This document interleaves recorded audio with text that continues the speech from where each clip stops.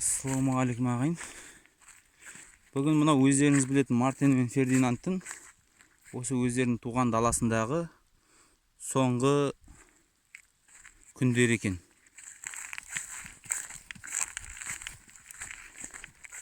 Жаңа ғана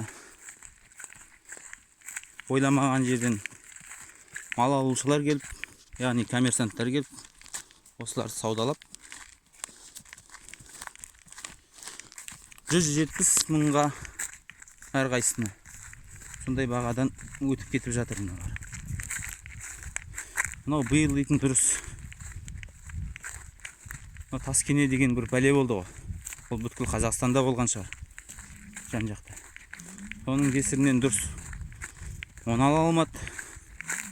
Қазір кішкене күн ысығасы таскенесінен тазарған әйтеуір. Алдында тіпті кейбір малдар құрттап, сиыр малдар. Бұрын сонда болмаған жайттар тіркеліп жатыр.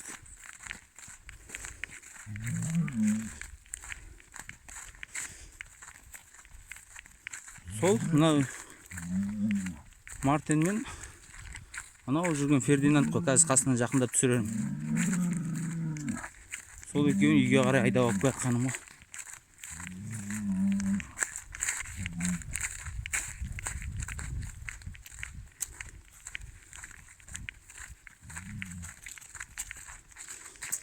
Мынау енді менің ауылым.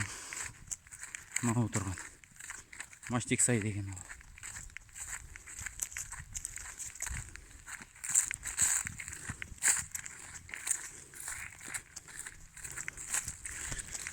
Бұлар енді былтырғы бұзаулар ғой. Биыл тайбұқа ғой. Кішкене былтыр жем беріп қыстай.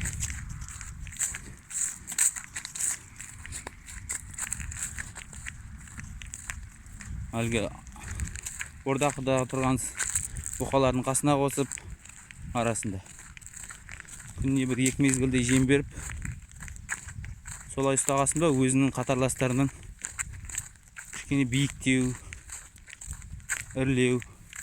Былайша айтқанда негізі қатарластары сол 150 мыңның айналасында өтіп жатыр. Сондай бағамен кетіп жатыр.